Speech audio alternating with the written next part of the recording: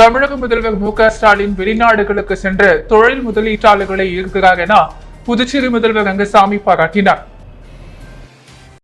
புதுச்சேரி சட்டசபை பட்ஜெட் கூட்டத்தொடரின் 11வது நாளான இன்று கேள்வி நேரத்தின் மீது பேசிய நியமன சட்டமன்ற உறுப்பினர் அசோக் பாபு, புதுச்சேரி மாநிலத்தில் புதிதாக தொழில் துவங்குவதற்கு ஏதுவாக முதலீட்டாளர்கள் மாநாடு நடத்தும் திட்டம் உள்ளதா, கரசூரில் தொழில் பூங்கா அமைக்க மத்திய அரசு அளித்துள்ளதா என்றார்.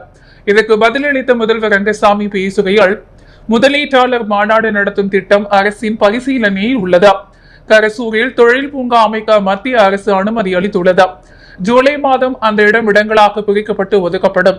ஒரு தொழிற்சாலை துவங்க அனுமதி பெறுவதற்கு எவ்வளவு கடினமாக உள்ளது என்று அனைவருக்கும் தெரியும்.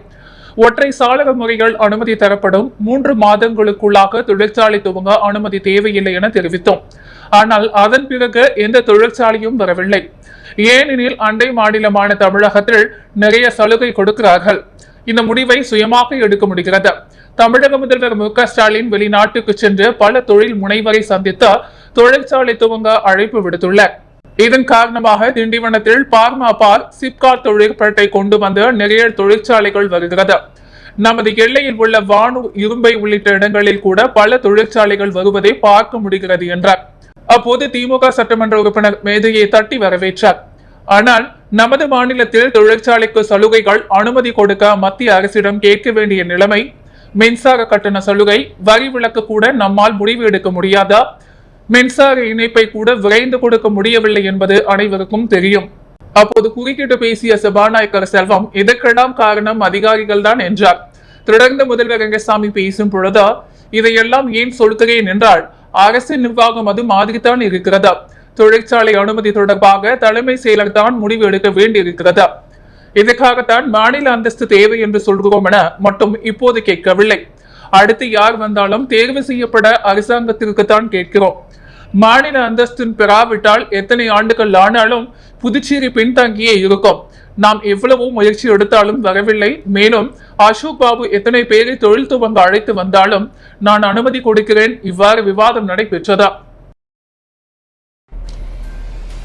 புதுச்சேரி சபாநாயகரை உரிமைகள் விமர்சனம் செய்த சுயேட்சை சட்டமன்ற உறுப்பினர் நேருவை சபாநாயகர் உத்தரவுப்படி சபை காவலர்கள் குண்டுகட்டாக பேரவையிலிருந்து வெளியேற்ற சம்பவம் பரபரப்பை ஏற்படுத்தியுள்ளது.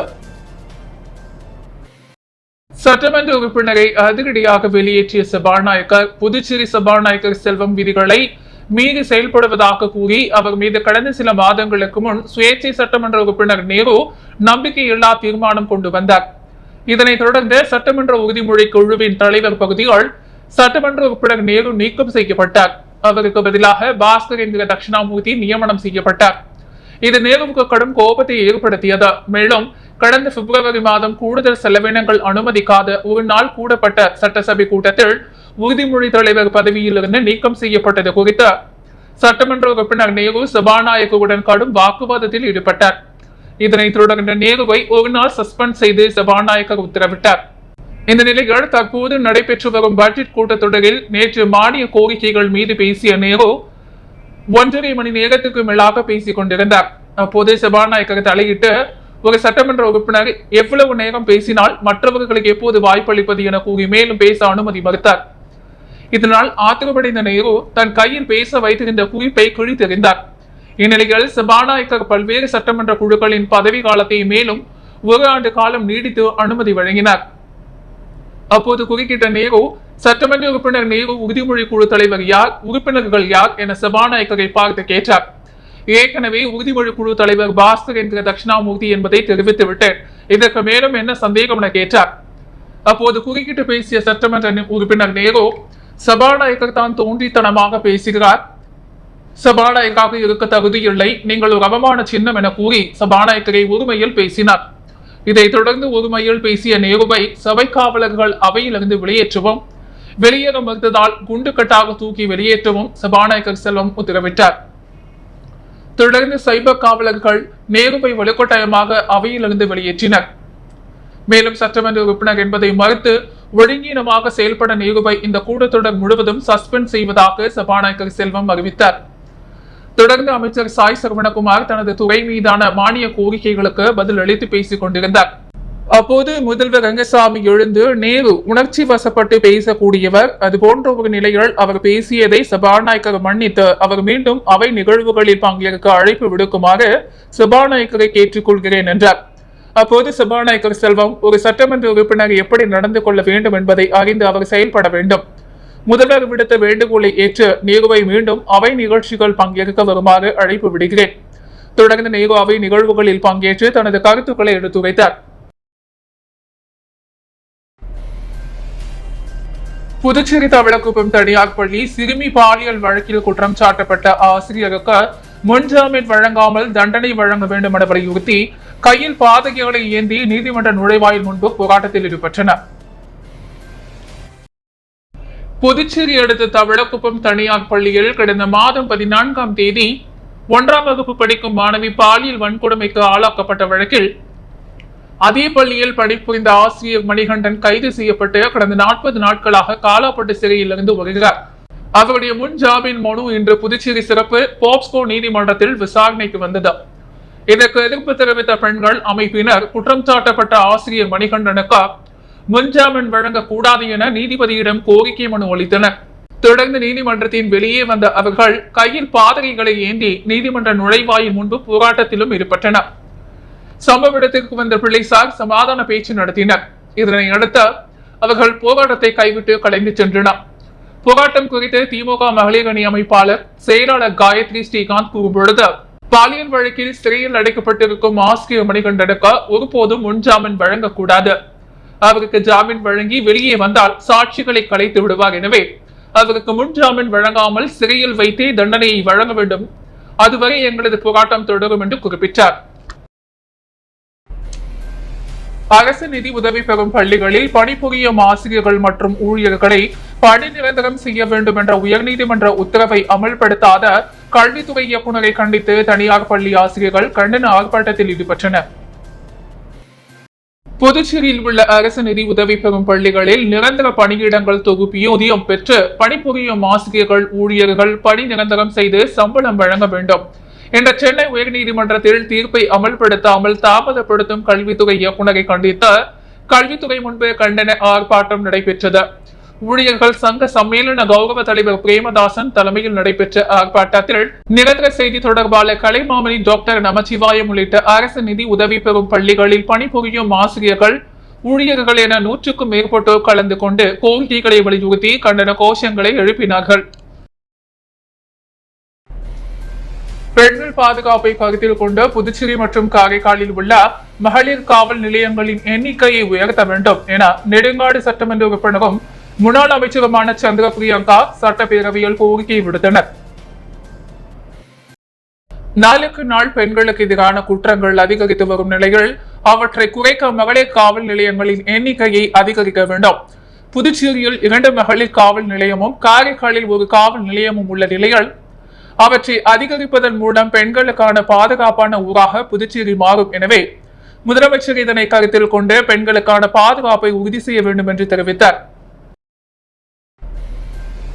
புதுச்சேரி காங்கிரஸ் பேரியக்கத்தின் மூத்த தலைவரும் முன்னாள் முதல்வருமான சண்முகம் பிறந்தநாள் நிகழ்ச்சி காங்கிரஸ் கட்சி அலுவலகத்தில் நடைபெற்றது. புதுச்சேரி காங்கிரஸ் பேரியக்கத்தின் மூத்த தலைவரும் 2 முறை முதலமைச்சராகவும் 3 முறை பாராளுமன்றத்தின் மக்களவை உறுப்பினராகவும் பதவி வகித்தார் சண்முகம் பிறந்தநாள் நிகழ்ச்சி காங்கிரஸ் கட்சியின் தலைமை அலுவலகத்தில் இன்று நடைபெற்றது. அங்கு அலங்கரித்து வைக்கப்பட்டிருந்த அவரது திருவுருவப்படத்திற்கு முன்னாள் முதலமைச்சர் நாராயணசாமி, மாநில பொதுச் செயலாளர்கள் இளையராஜா, தனுசு, செயலாளர் செந்தில், மகிழா காங்கிரஸ் தலைவர் நிஷா, துணைத் தலைவி பொன்னி சுப்பராயன், அரியாங்குப்பம் தொகுதி ஐயப்பன் காங்கிரஸ் பிரமுகர், அரசு ஊழியர் பிரிவு கலைமாமணி டாக்டர் நமச்சிவாயம் உள்ளிட்ட காங்கிரஸ் நிர்வாகிகள் கலந்து கொண்டு அவரின் திருவுருவப்படத்திற்கு மலர் தூவி வணங்கினர். இதனைத் தொடர்ந்து முன்னாள் முதலமைச்சர் நாராயணசாமி அனைவருக்கும் இனிப்புகளை வழங்கினார். புதுச்சேரி மணக்குள விநாயகர் பொறியியல் கல்லூரியில் 25 ஆண்டு வெள்ளி விழாவை முன்னிட்டு மனிதவள மேலாளர்கள் கருத்தரங்கம் கல்லூரி வளாகத்தில் நடந்தது. கருத்தரங்கத்துக்கு தக்ஷீலா பல்கலைக்கழகத்தின் வேந்தரும் மணக்குள விநாயகர் கல்வி குழுமத்தின் தலைவர் மற்றும் மேலாண் இயக்குநர் தனசேகரன், செயலாளர் நாராயணசாமி, பொருளாளர் ராஜராஜன், இணை செயலாளர் வேலாயுதம் ஆகியோர் தலைமை தாங்கினர். கல்லூரி இயக்குநர் வெங்கடாச்சலபதி வரவேற்றார். சிறப்பு விருந்தினராக தகவல் தொழில்நுட்பத்துறை அமைச்சர் லட்சுமி நாராயணன் கலந்து கொண்ட கல்லூரி வாழ்த்து பாடலை வெளியிட்டு சிறப்புரையாற்றினார். தொடர்ந்து பேசிய அளவில் நடந்த ஐடியா லேப் போட்டியில் கலந்து கொண்ட முதல் இடத்தை பிடித்த மாணவர்கள் கருத்தரங்கில் கலந்து கொண்ட மேலாளர்களுக்கு பரிசுகளை வழங்கினார். கருத்தரங்கில் கல்லூரியின் அனைத்து டீன்கள், தேர்வுத்துறை கட்டுப்பாட்டாளர், துறை தலைவர்கள், பேராசிரியர்கள், மாணவர்கள் கலந்து கொண்டனர். கருத்தரங்கத்தில் 15க்கும் மேற்பட்ட பல்வேறு பன்னாட்டு நிறுவனங்களின் மனிதவள மேலாளர்கள் கலந்து கொண்டு கருத்துக்களை எடுத்துரைத்தனர். வேலைவாய்ப்புத்துறை டீன் கைலாசம் நன்றி கூறினார். புதுச்சேரியில் லஞ்சம் பெற்றதாக பொதுப்பணித்துறை தலைமை பொறியாளர் உள்ளிட்ட 3 பேரை சிபிஐ கைது செய்த வழக்கில் அமைச்சரையும் சேர்த்து விசாரிக்க வேண்டும் என்று பொதுப்பணித்துறை அலுவலகம் பொதுநல அமைப்பினர் முற்றுகையிட்டு போராட்டத்தில் ஈடுபட்டனர். புதுச்சேரி பொதுப்பணித்துறையில் சாலை போட விடப்பட்ட டெண்டர் தொடர்பாக பல லட்சம் ரூபாய் லஞ்சம் பெற்ற பொது தலைமை பொறியாளர் தீனதயாளன், செயற் பொறியாளர் சிதம்பரநாதன் மற்றும் ஒப்பந்ததாரர் இளமுருகன் ஆகியோர் சிபிஐ அதிகாரிகளால் நேற்று முன்தினம் கைது செய்யப்பட்டார். இந்நிலையில் ஊழல் முறைகேடுகள் தொடர்புடைய பொதுப்பணித்துறை அமைச்சர் லட்சுமி நாராயணன் பதவி நீக்கம் செய்ய வேண்டும், லஞ்சம் பெற்று வழக்கில் அமைச்சரையும் சேர்ந்த சிபிஐ விசாரிக்க வேண்டும் என வலியுறுத்தி புதுச்சேரி பொதுப்பணித்துறை தலைமை அலுவலகத்தை முற்றுகையிடப் போவதாக அறிவித்திருந்தார்.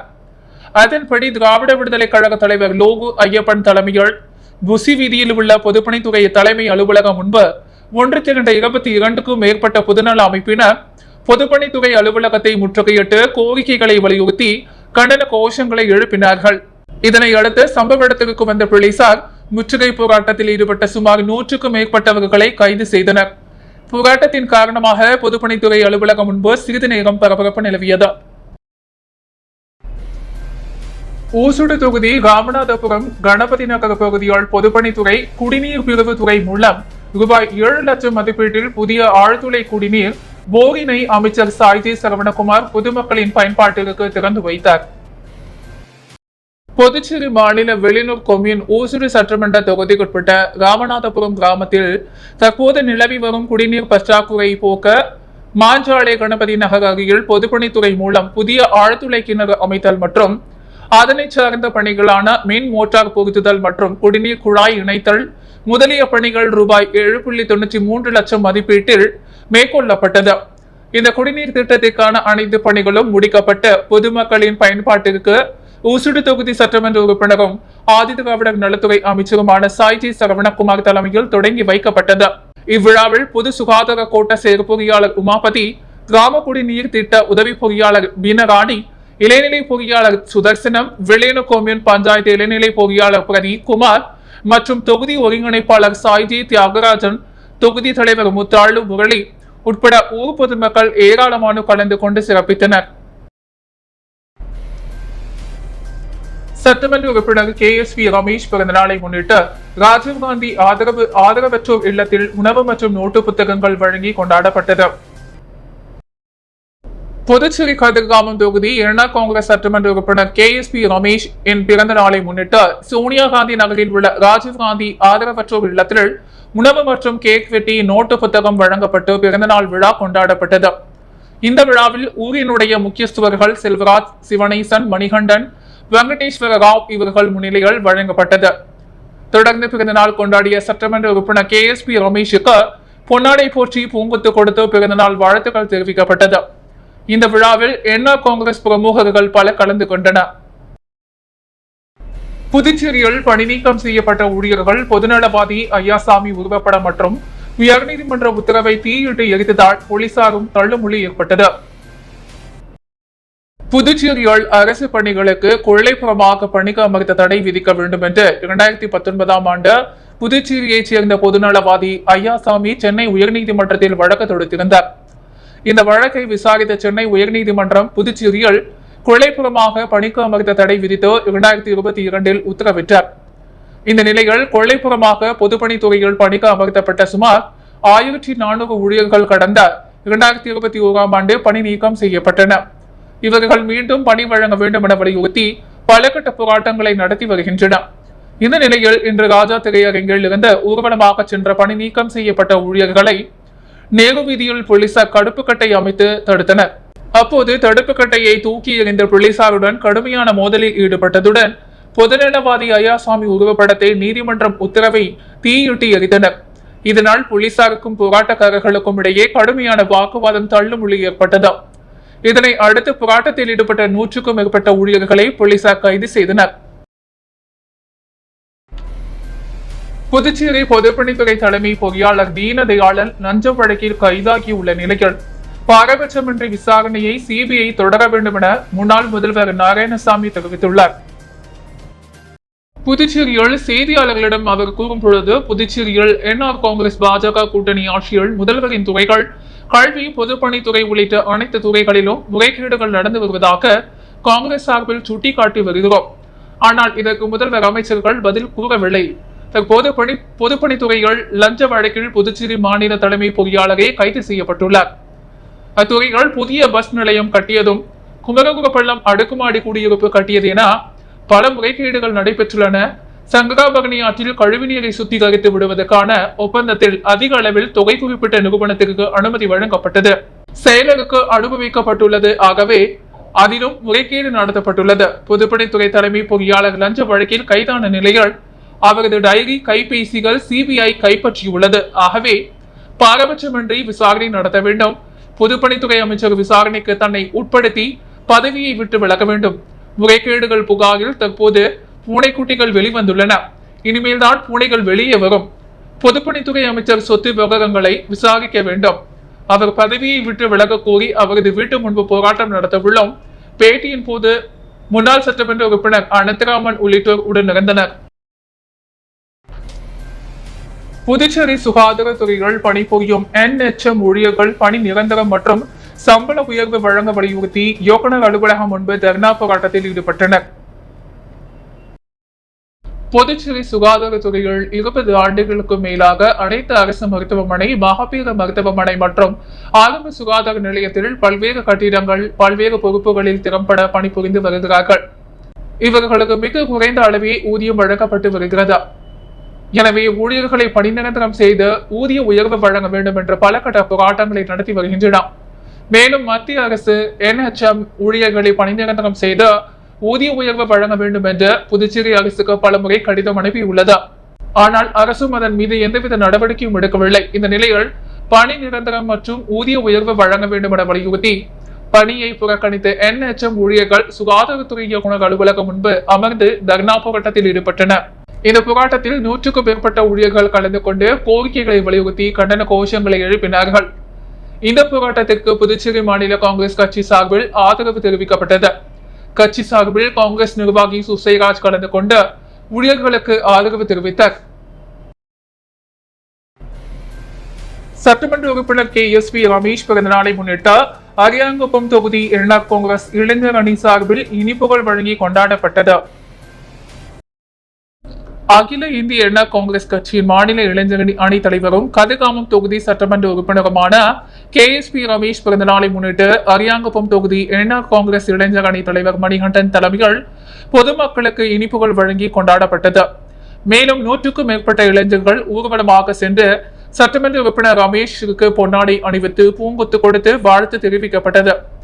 மேலும் இந்நிகழ்ச்சியில் முக்கிய நிர்வாகிகள் சாந்தகுமார், நந்தகோபால், அரியாங்குப்பம் தொகுதி செயலாளர் செல்வகுமார் மற்றும் நிர்வாகிகள் முருகையன், கோபிநாத் குமார், தெற்கு மாவட்ட செயலாளர் சசி, தொகுதி இளைஞரணி துணைத் தலைவர்கள் அருணாந்தம், அப்பாடிக்குமார், பொதுச் செயலாளர் நித்யானந்தம், தொகுதி செயலாளர் முருகன், மோகன், சரவணன், வசந்த், சதீஷ், மகேந்திர இணை செயலாளர்கள் வினோத், பிரபு, போர்மனன், செந்தில் தேவா, விக்கி சேவக், மேலும் என்ஆர் காங்கிரஸ் பிரமுகர்கள் உள்ளிட்ட பலர் இந்நிகழ்ச்சியில் கலந்து கொண்டனர்.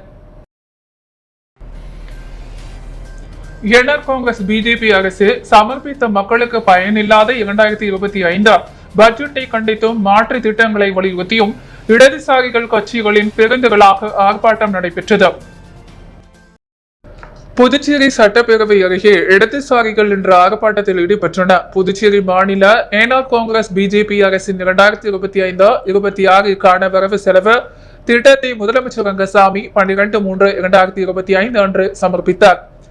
பட்ஜெட் காலத்திற்கு முன்பாகவே பல வரிகளை உயர்த்திவிட்டு வரி இல்லா பட்ஜெட் என்கிறார்கள். எதிர்கால தேர்தலையொட்டி சில சலுகைகள் இடம்பெறுகின்றன.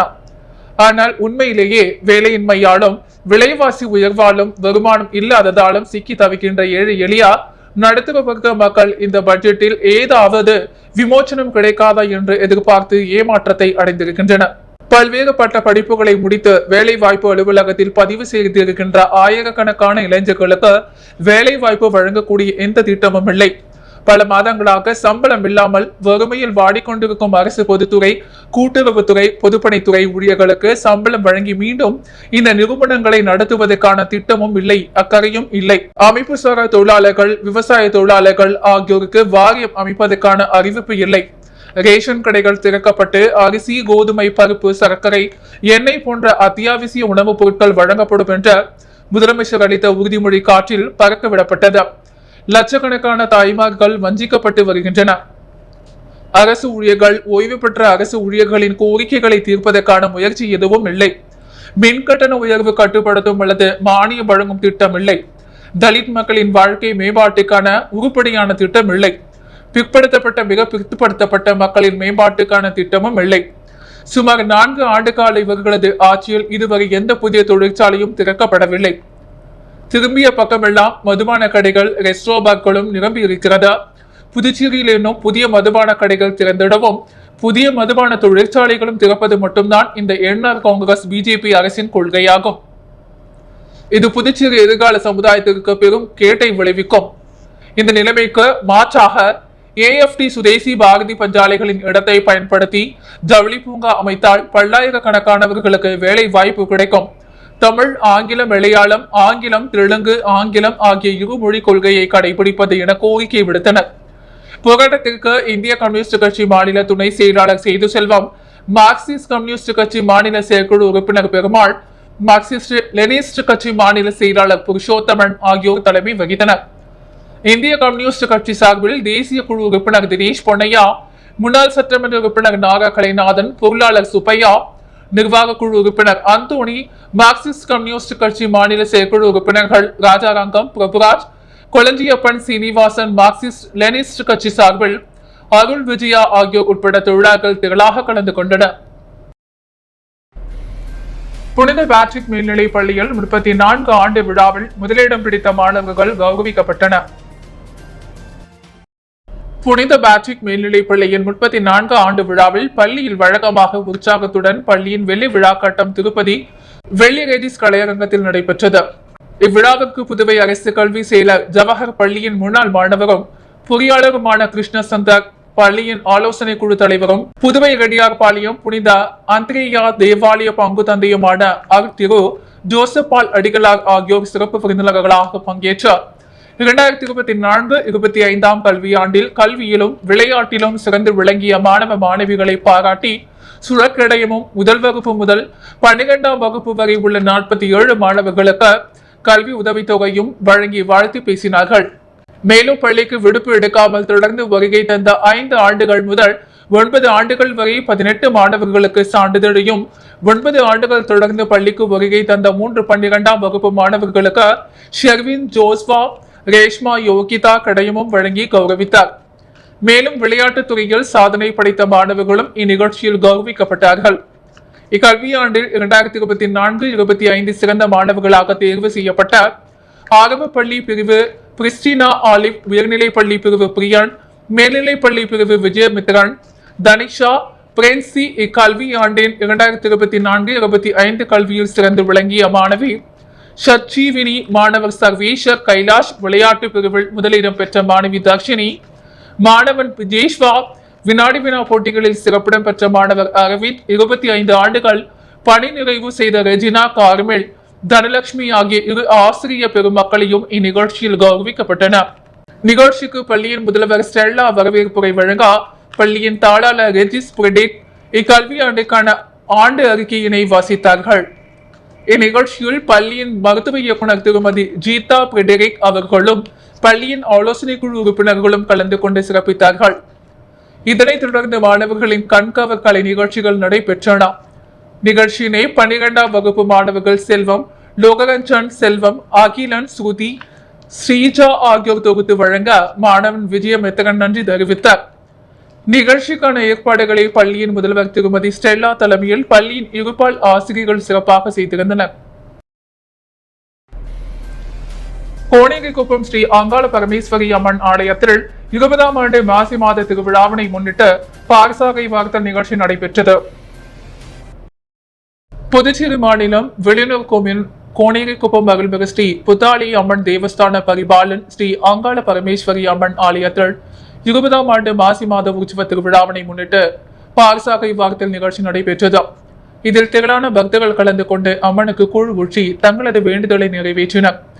முன்னதாக காலை சங்கராபரணி ஆற்றங்கரையில் கரகம் ஜோடிக்கப்பட்டு வீதி உலா நடைபெற்றது. அதனைத் தொடர்ந்து அருள்மிகு ஸ்ரீ அங்காள பரமேஸ்வரி அம்மனுக்கு சாகை வார்த்தல் நிகழ்ச்சி நடைபெற்றது. இதில் பக்தர்கள் திரளானோர் கலந்து கொண்டு தங்களது வேண்டுதலை நிறைவேற்றினர். நிகழ்ச்சிக்கான ஏற்பாட்டினை அறங்காவலர் குழு தலைவர் தாமோதரன், நிர்வாகிகள் முருகதாஸ், ராமன், விஜயன், பரமசிவம், விஸ்வநாதன், சரவணன், சுந்தரமூர்த்தி, தண்டபாணி, லோகையன், பிரபாகரன் உட்பட அறங்காவலர் குழு நிர்வாகங்கள், ஊர் பொதுமக்கள் மற்றும் கோனேரி குப்பம் இளைஞர்கள் வெகு சிறப்பாக முறையில் செய்திருந்தனர். காஞ்சிமா முனிவர் முதுநிலை படிப்பு மற்றும் ஆராய்ச்சி மையத்தில் மனையியல் துறையை சார்ந்த 1ஆம் ஆண்டு முதுகலை மாணவிகளின் பல்வேறு நாடுகளின் கண்கவர் உணவு கண்காட்சி நடைபெற்றது.